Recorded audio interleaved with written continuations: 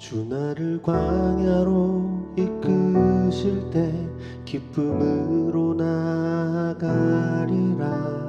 신실하신 주를 신뢰해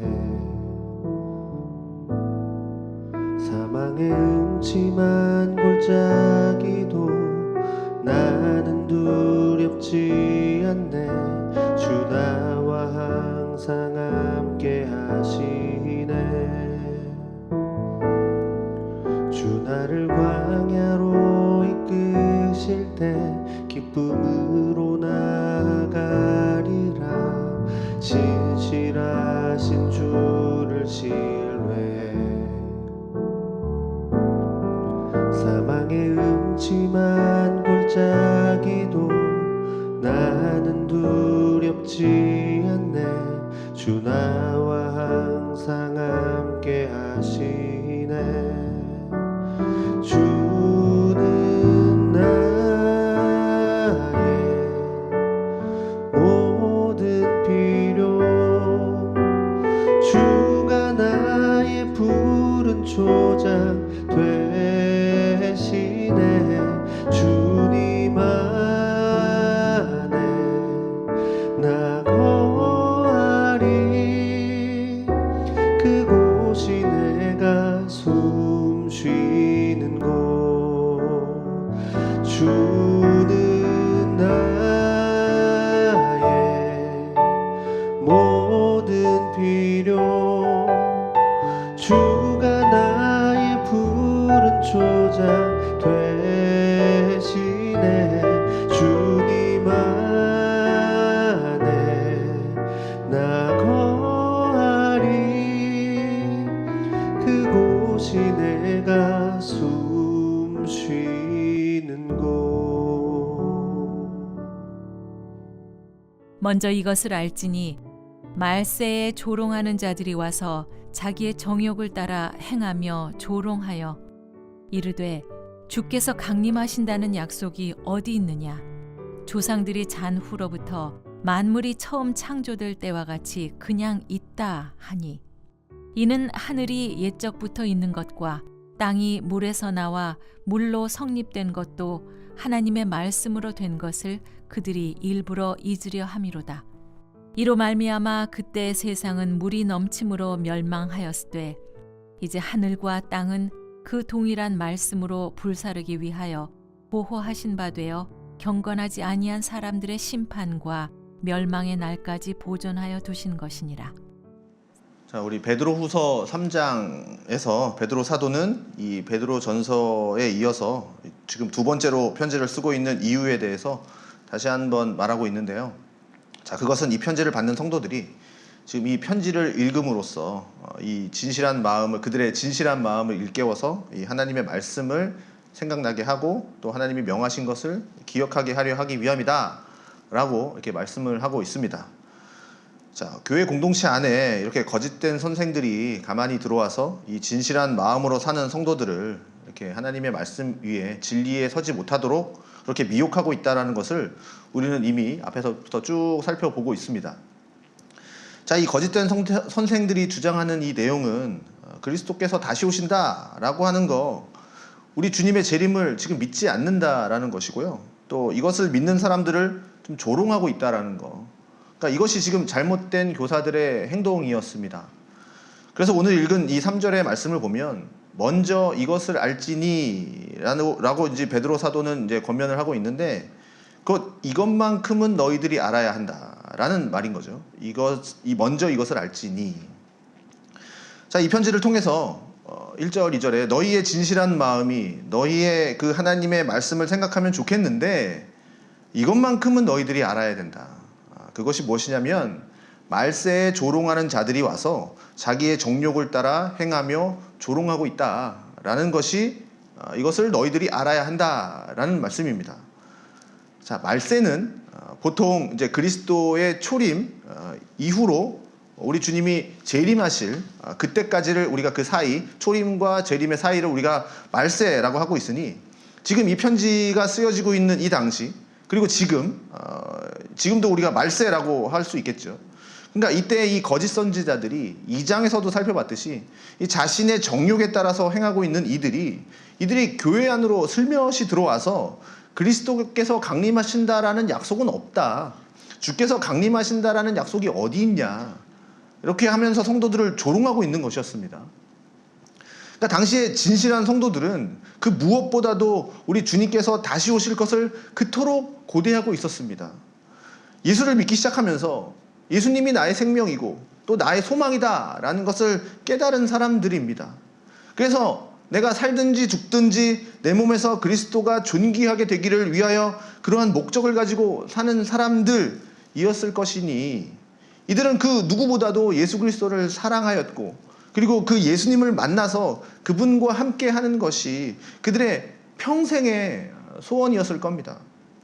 그러니 지금 이 세상 속에서 이 여러 가지 환난, 고난, 박해, 시련을 당하고 있을 때 이러한 세상에 좀 주님이 빨리 오셔서 이 주님의 이 공의로 이 세상을 좀 심판하시고 또 나를 하나님의 나라로 이끌어 주시도록 하시는 것이 이렇게 하는 이 소망하는 것이 이 당시 성도들의 간절한 바람이었을 것이죠. 그런데 기다리는 주님이 오지 않는 겁니다. 그리고 세상과 주변을 둘러봐도 그리스도가 오실 것 같지가 않은 거죠. 그래서 이 거짓된 선생들은 먼저 잠든 이 조상들을 가리키면서 그리스도의 재림을 기다리고 있었던 그 많은 조상들이 결국 그리스도를 만나지 못하고 죽었다. 그러니 그리스도의 재림은 없다. 그것은 잘못된 약속이다. 그러니 주님이 다시 오실 것을 기다리면서 그렇게 고난받으면서 사는 것은 별로 의미가 없으니 너희가 그렇게 살아봐야 아무 소용이 없다. 그렇게 주님의 다시 오실 약속을 기다려봐야 아무 의미가 없다. 라고 하면서 이 주님의 재림을 기다리고 있는 성도들을 조롱하고 있다라는 거죠. 어차피 우리에게 주어진 인생이란 여기서 고난받고 사는 게 아니라 우리의 필요한 정욕을 채우고 또 인생의 즐거움 맛보면서 사는 것이 그것이 더 행복한 삶 아니겠냐. 이것이 하나님이 우리에게 주신 선물 아니겠냐. 그러니 있지도 않은 그 재림을 기다리면서 미련하게 사는 것보다 그렇게 고난당하면서 사는 것보다 우리처럼 이렇게 정욕을 따라서 육체의 즐거움 따라서 인생의 즐거움 따라서 그렇게 살아라. 그렇게 조롱하고 있다라는 것이죠.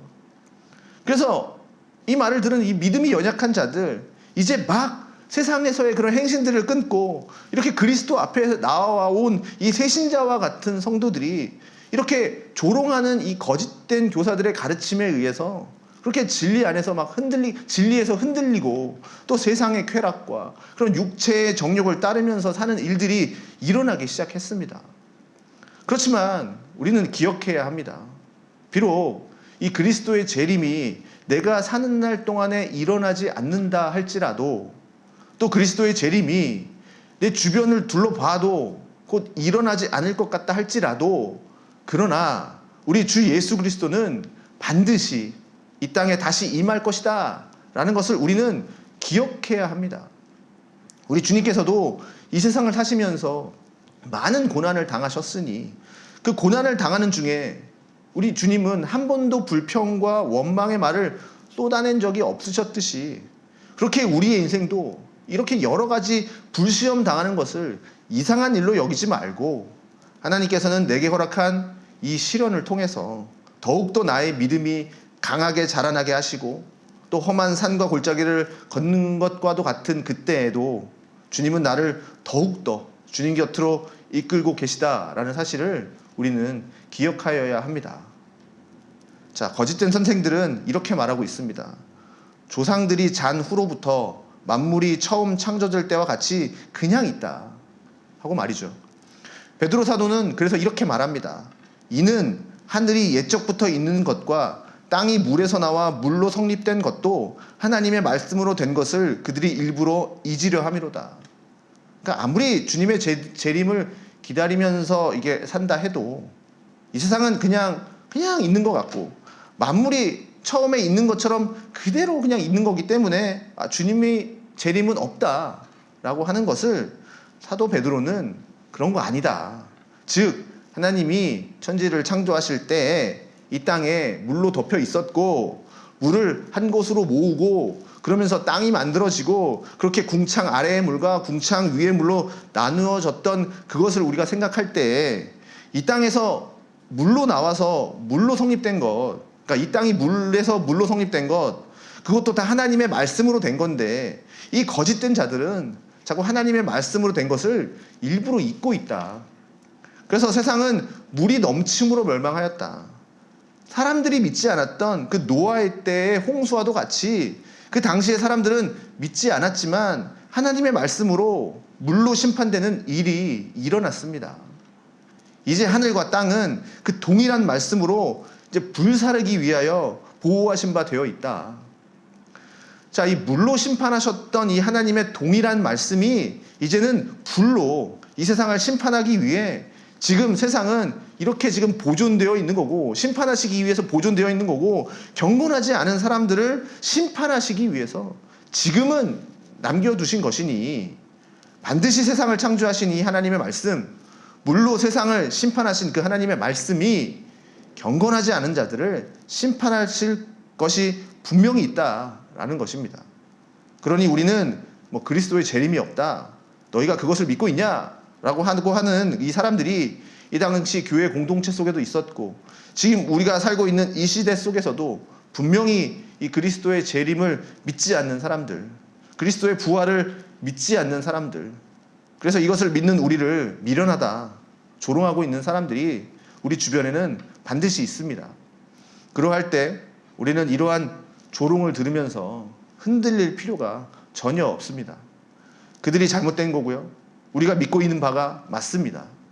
자, 주님이 약속하신 것은 반드시 이루어집니다.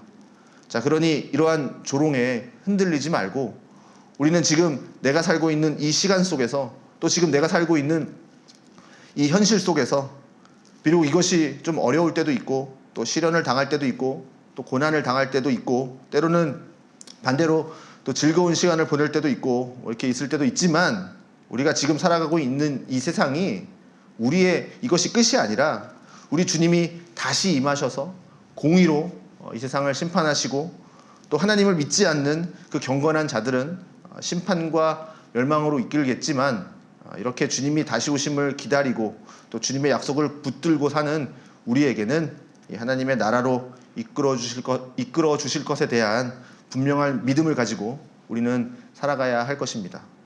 자, 그러니 이 주님의 강림을 믿지 않는 이 소망 없는 자들과 같이 살 것이 아니라 우리는 그리스도의 재림을 소망하며 그 살아있는 소망을 붙들면서 사는 그 하나님을 믿는 우리의 성도들이 되어야 할 것입니다. 자, 오늘도 주님의 재림을 소망하며 하루하루를 사는 주님의 성도들이 되시기를 주님의 이름으로 소망합니다. 기도하겠습니다. 하나님 감사합니다. 오늘도 저희들이 또 이렇게 주님 앞에 나아갑니다. 주님 우리 가운데 임하실 그날을 소망하며 살게 하여 주시옵소서. 하루하루를 살아가다 보면 여러 가지 힘들고 어려운 시련들이 있습니다. 그러나 내게 허락하신 이 시련을 통해서 주님은 우리의 믿음을 더욱더 강하게 하시고 또 내게 펼쳐진 이 어려움을 통해서 주님께서 일하실 것을 더욱더 바라보게 하는 그 믿음을 우리의 가운데 강하게 하시니, 오늘도 우리는 이 하루를 주님을 바라보는 믿음과 소망으로 살아가게 하여 주시옵소서. 예수님의 이름으로 기도합니다. 아멘.